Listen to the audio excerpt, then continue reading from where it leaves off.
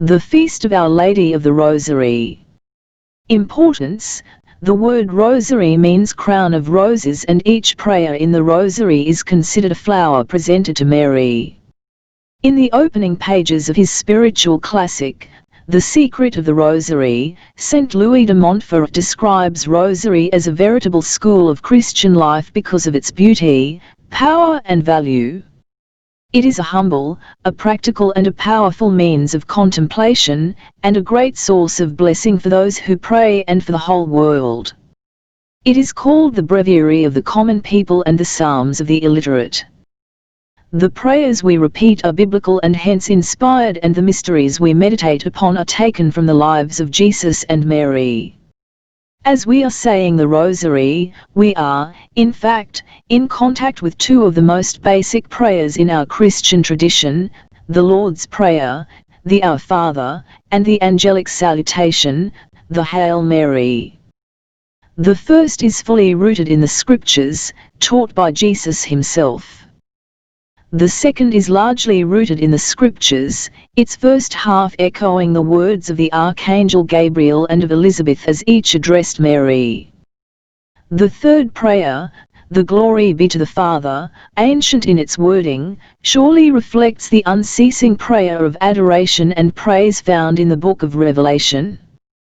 The Rosary is a compendium of the life of Jesus and Mary and a summary of the liturgical year.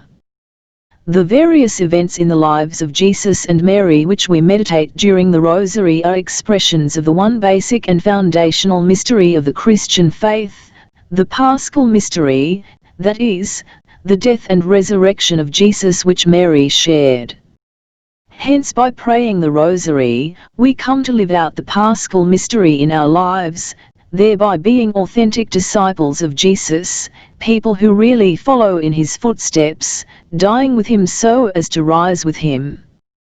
Hence we as modern-day Catholic Christians need to pray the Rosary and live the Rosary. History: prayer using rosary beads is as old as mankind. The Hindus in India used to recite the 1,000 names of their gods and goddesses and their mantra prayers using multi-beaded rosaries, and their sages wear it around the neck, constantly rolling the beads in prayer. The Jews used beads to repeat the Psalms, the laws of Moses and the memorized sayings of the prophets. The Muslims use rosaries with 100 beads for their prayer. In the 9th century, the Christian monks who recited the 150 Psalms instructed the illiterate common people to recite 150 Our Father. It was in the 11th century that the Europeans added Hail Mary to Our Father. In 1214, the Blessed Virgin Mary appeared to Saint Dominic Guzman and instructed him to pray the Rosary in a new form as an effective antidote against the Albigensian heresy. The Rosary devotion attained its present form by 1500 AD. Additional boost to Rosary devotion was given in 1917, when Our Blessed Mother in her 6th apparition to the 3 visionary children, on the 13th of May, demanded, "Say the Rosary every day. Pray a lot and offer sacrifices for sinners. I'm Our Lady of the Rosary." She advised them to say the Rosary rightly, daily and devoutly for holy life and world peace. The Fatima prayer, "O my Jesus," was added in the 20th century. Pope John Paul VI enriched the Rosary by adding the luminous mysteries, Rosarium Virginis Mariae. Father Roche and Father Patrick Peyton C.S.C., died in 1992, were mainly responsible for the widespread of this devotion in modern times. Devotion encouraged by the popes, Pope Pius V instituted the Feast of the Queen of the Rosary in the 16th century in thanksgiving for the Lepanto victory. Pope Leo XIII in 1891 declared October as the month of the Rosary.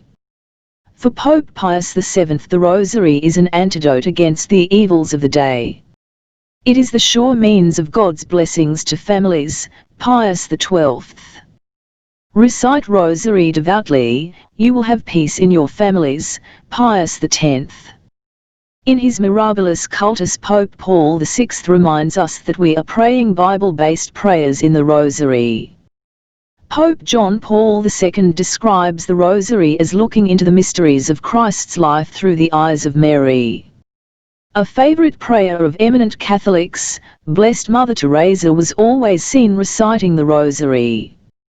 Daniel O'Connor, the father of the nation of Ireland, recited the Rosary in his private room before each session of the Parliament, and no wonder why Ireland is called the Land of the Rosary. The famous proponent of the Rosary, Father Peyton, challenges us, set apart 10 minutes for Rosary at home, you will make your home a heaven of peace. The great scientist William Ampere in his old age inspired and converted Frederica Sannem, the founder of St. Vincent de Paul Society, by his daily recital of the Rosary at a grotto. The last words of Louis Pasteur to his nurse before his death far away from his home were, "Tell my wife that I died reciting the Rosary." How to pray the Rosary? The ideal is to recite the Rosary by the whole family daily, at least 5 decades, and if possible, the entire 15. We need to say the Rosary slowly enough to make its recitation devout and reverent. Reflect for a minute or two on the mystery and then concentrate on the meaning of the prayers as we say them to avoid distractions. Besides saying the Rosary with others in the family before bedtime, let us make it a habit of reciting the Rosary during our journey to the workplace and during our exercises. If we do so, we shall experience for ourselves the truth of these words, meditating on the mysteries of the Most Holy Rosary of the Blessed Virgin Mary. May we imitate what they contain and obtain what they promise. Amen.